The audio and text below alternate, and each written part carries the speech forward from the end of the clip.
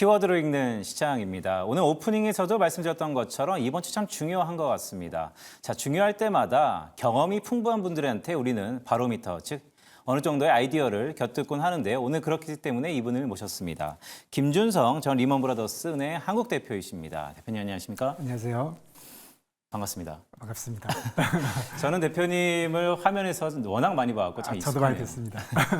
자, 오늘 좀 중요한 날이기 때문에 네. 저희가 몇 가지 키워드를 갖고 좀 네. 심도 있게 이런저런 얘기를 나누는데요. 자, 첫 번째 키워드 한번 보겠습니다. 자, 아무래도 시기가 시기인 만큼 FOMC 얘기를 해야 될 것 같은데 지난주 금요일 날 고용 지표가 뭐 비수기에도 불구하고 예상보다 잘 나왔어요. 그럼에도 불구하고 금리 선물 시장을 보니까 9월 달에 동결 가능성이 높아지긴 했는데 그래도 시장은 여전히 금리 인하에 조금은 희망을 가진 듯한 모습입니다. 네. 전반적으로 어떻게 좀 보세요? 전체적으로 지금 말씀해 주신 대로 9월 달 인하가 지금 한 50% 정도는 거의 살아 있거든요. 그 연말은 한 번 반, 1회 또는 2회 정도 지금 시장 그 정도 프라이싱 하고 있고 CPI는 지금 뭐 전월비 대비 0.2, 그다음에 코어는 0.3 정도인데 이번에는 말씀해 주신 대로 금요일 날 좀 화들짝 좀 놀랬잖아요.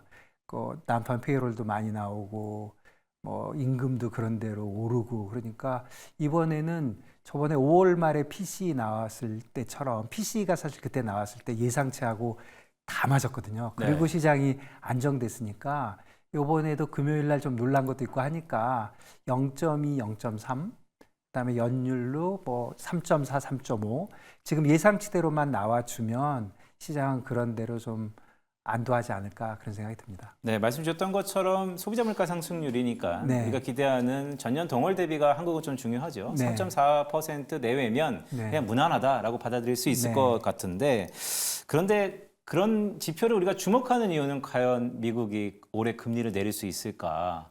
내리고 싶어 하는데 도대체 네. 몇 번 내릴 수 있을까? 네. 이런 것으로 좀 기추가 주목되는 것 네. 같은데 6월 달이 중요합니까? 사실 9월 달이 중요합니까? 대표님 어떻게 보세요? 뭐 몇 월 달이 중요한 것보다도 이제 계속 데이터가 나오니까 데이터에 관련돼서 어떤 생각을 하느냐에 달려 있는데 사실은 요번에 6월 달을 약간 보고 싶은 거는 3월 달에 그 점도표 있잖아요. 점도표 보시면 뭐 이것저것 많이 나오지만 앞으로 그 페드 금리를 금년 말, 25년 말, 26년 말, 그다음에 롱거런 이렇게 써주는 칸이 있는데 그 칸에 3월 달에 올리지 않았거든요. 작년 12월에. 그러니까 금년 말이 얼마로 돼 있냐면 4.6이라고 써 있는데 이 4.6이라는 게 아시다시피 페드 금리는 레인지를 주잖아요. 그러니까 사실은 4.75거든요.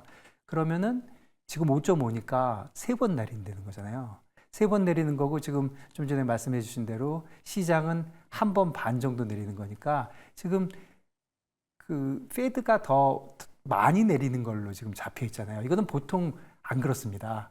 이제 시장이 보는 예측치라는 거는 자기가 자기 돈을 내고 베팅을 하는 거니까 진짜 그야말로 시장이 보는 것이고 뭐 페드는 아무래도 뭐 물가를 중요시 하니까 자기 생각에 좀 많이 내려야 된다 하더라도 약간 보수적으로 얘기하는 경향이 있거든요. 그래서 페드 금리가 약간 더 높게 이렇게 형성되는 경우가 많은데 이번에는 뒤집혀 있기 때문에 이번에는 뭐 바꿀 거라고 생각합니다.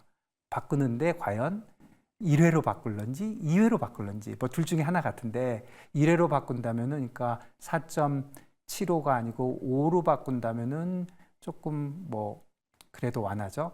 5.25로 바꾼다면 좀 매파죠. 그런 거를 이번에는 좀 볼 수 있다 이렇게 봐야 될 것 같습니다. 네, 대표님이 말씀드렸던 것처럼 이번 6월 FOMC는 분기말 FOMC니까 네. 경제 전망도 있고 또 연준 위원들이 하나하나 점을 통해서 자기 의사를 결정하는 다플렛, 네. 즉 점도표도 있는데 네. 참 재미있는 말씀하셨어요. 과거에는 네. 중앙은행이 당연히 시장보다는 조금 더 보수적으로 네. 아니면 조금 더 금리 인하에 대해서는 약간 인색했었을 텐데 네.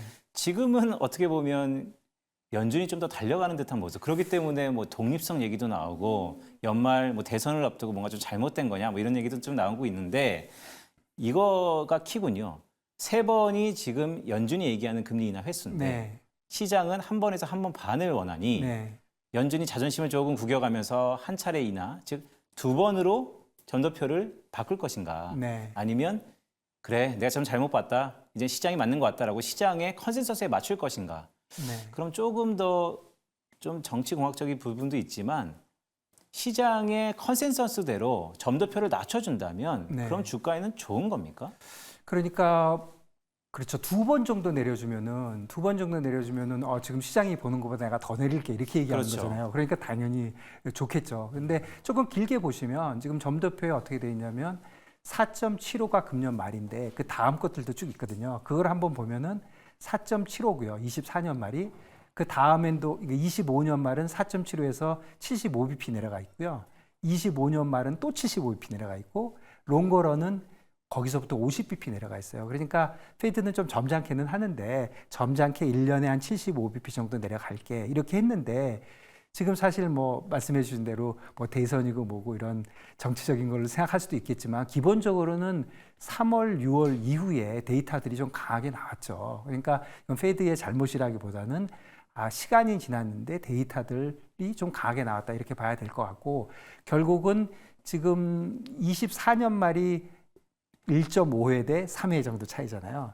근데 그 다음에 75bp 그것도 한 그 정도 차이가 나고 뒤로 가면 차이가 더 많이 나요. 거의 네. 한 1% 정도 차이가 나거든요. 그러니까 이번에 점도표 프로젝션을 안 바꾸기는 어렵다. 바꾸기는 바꿀 텐데 얼마나 바꾸느냐가 관건이고 바꾸면서 이제 뭐라고 얘기하는지 이럴 것 같아 이렇게 하는 건지 바꿔놓고 잘 모르겠으니까 앞으로 또 보고 할게요. 이렇게 할런지 그런 코멘트가 중요하다 이런 생각이 듭니다. 대표님 말씀을 이렇게 좀 들어보니까 지금 말미에 마지막 말씀하셨던 파월 의장이 네. 내리긴 내리는데 잘 모르겠다라고 하면서 시장에 파월 카오스라는 얘기도 있으니까요. 환상이 혼돈을 줄 수 있다라는 우려 섞인 부분도 있습니다. 자, 이번 FOMC는 경제 전망도 하잖아요. 네. 말씀하셨던 것처럼 점도표를 낮추면 네. 연준이 얘기하는 이중 채무, 네. 물가와 성장, 고용 이런 것들에 네. 대해서 어느 정도 근거가 있어야 될 텐데 그러면 성장률을 낮출 가능성도 있다고 보시는 건가요? 글쎄요, 잘 모르겠습니다. 성장률 관련돼서는 지금 데이터 자체로 보면 그렇게 낮춰야 되는 상황은 아니잖아요. 그러니까 뭐 앞뒤를 맞추기 위해서 그렇게 낮출 것 같지는 않고 지금 미국은 결국은 경기와 이제 인플레이션인데 사실은 주식시장과 채권시장을 좀 구분해서 생각해 보면 경기 쪽에서 뭔가 좋은 뉴스나 나쁜 뉴스가 나오면 지난 금요일처럼 뭐 채권 시장은 바로 반응합니다. 그러면 경기가 너무 좋으면 이자율 안 내리겠네. 이자율 안 내리면 채권 시장은 바로 영향을 받는데 요즘 경기에 관련돼서는 주식 시장은 경기가 좋아?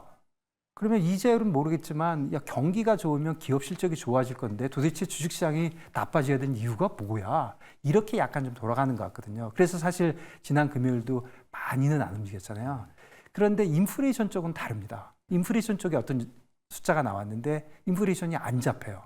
당연히 채권 시장은 직접적으로 영향을 받지만 주식 시장도 인플레이션이 안 잡혀서 지금 경기하고 관계없이 난 인플레이션 때문에 무조건 페드가 계속적으로 매파적으로 그다음에 그런 식으로 운영을 하면 좋을 리가 없잖아요. 그래서 고용 지표와 지금 CPI가 제일 중요한데 이 CPI 관련돼서 그러니까 경기와 인플레이션이 중요한데 지금 경기 쪽은 조금 위아래 두 가지 측면이 있지만 이 물가 쪽은 또 너무 한 방향이죠. 그러니까 좋게 나오면 좋은 거고 나쁘게 나오면 나쁘게 나오는 겁니다. 그래서 사실은 CPI가 좀 중요하다 이렇게 봐야 될 것 같습니다. 네, 말씀 들어보니까 참 재밌네요. 그러니까 결국 성장률과 물가를 발표하는데 네. 성장률은 주식시장의 해석이 좀 의견이 분분할 수도 있다라는 네, 그렇게 얘기를 될것 하시면서 같습니다. 예. 근데 물가는 명확하다. 네.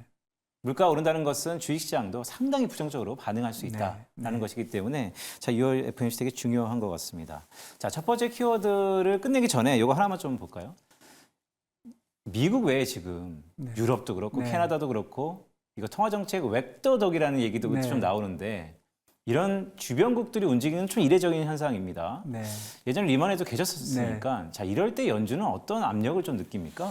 보통은 사실 페드가 움직이고 다른 국가들은 이제 쫓아가는 게 관례인데 요번에 보면은 뭐 유럽이 먼저 움직였죠. 스위스, 스웨덴 움직이고 ECB 움직이고 이제 바로 뭐 영국도 따라올 것 같고 결국은 유럽이 못 견디는 거죠. 경기가 나쁘잖아요. 미국보다는. 그러니까 미국을 제외한 나머지 국가들이 경기가 나쁘기 때문에 일단 선제적으로 좀 내려서 경기 쪽을 조금 토닥여 보자. 그리고 사실 지금 세상이 많이 변하고 있기 때문에 산업 정책도 조금 바뀌고 있잖아요. 지금 뭐 공급망 문제도 있고 반도체 문제도 있고 그러니까 각 국가들이 자기 기업들을 도와주려고 하는 그런 게 굉장히 강한데 그런 와중에 야 우리가 조금이라도 먼저 선제적으로 내리면 좀 좋은 거 아니야?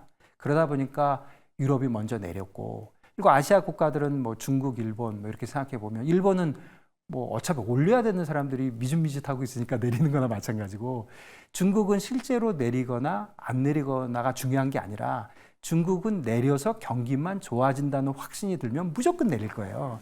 지금 안 내리고 있는 이유는 내려봐야 효과가 확신이 없는 거지 사실은 언제든지 내릴 준비가 돼 있거든요. 결국은 미국이 경기가 제일 좋기 때문에 미국을 제외한 나머지 국가들은 어떻게 해서든지 경기 쪽에 좀 신경을 쓰고 있는 거죠. 그러니까 지금 질문해 주신 대로 얘기한다면 페드는 뭐 남들이 내려도 나는 경기 좋고 인플레이션 내가 나름대로 보고 있는데 그렇게 쫓아갈 것 같지는 않습니다.